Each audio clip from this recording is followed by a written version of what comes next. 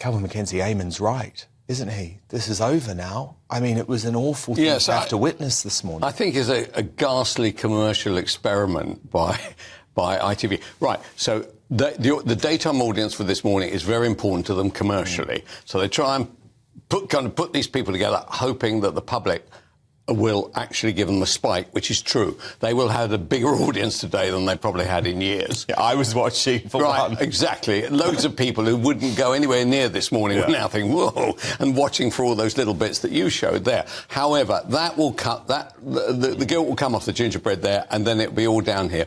They are mad. I don't know why they're doing it. Why don't they just accept that after 14 years, they've had a bloody good run?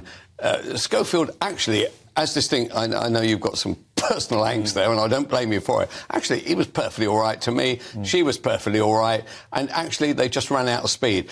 Many people don't have friendships that last 14 minutes, let alone 14 years. But isn't the problem that neither of them want to give up the job? So you've got Holly saying, I'll keep doing this job. I'm the biggest star on TV. Yeah. I'll keep doing this job for you, but he's got to go. Right, well, this is the problem. Right, he is the old stag now. He's 61. He's been a star most of his life, right? She started off as the young, gawky fawn, right? And slowly, as happens in life, and Dan, one day...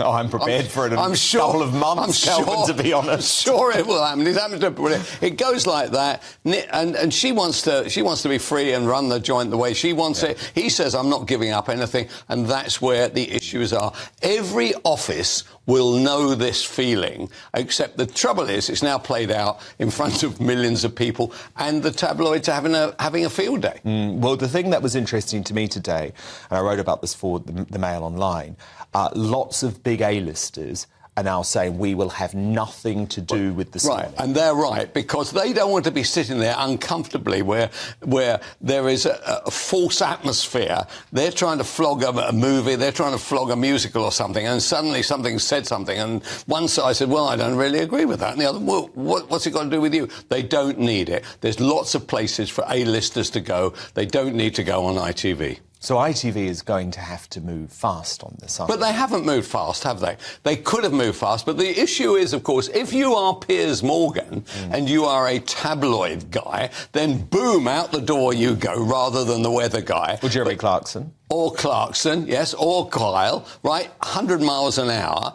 But because there's a kind of a touchy-feely, showbizy feeling, they don't know what to do. It's the CEO of ITV, to my mind, is not up to this kind of job. She wasn't up to it at The Guardian, didn't do any good at EasyJet, and I think she should go, as well as whoever it is. Well, all of the management have to go. They have mishandled this terribly because, remember, Holly first started expressing issues about Phillip and this toxic atmosphere at ITV. And remember, at the time, when I was working on this story, you know, I spoke to 8 household names at ITV who said there's terrible behaviour going on backstage. So ITV were warned about this years ago. It's been a ticking time bomb.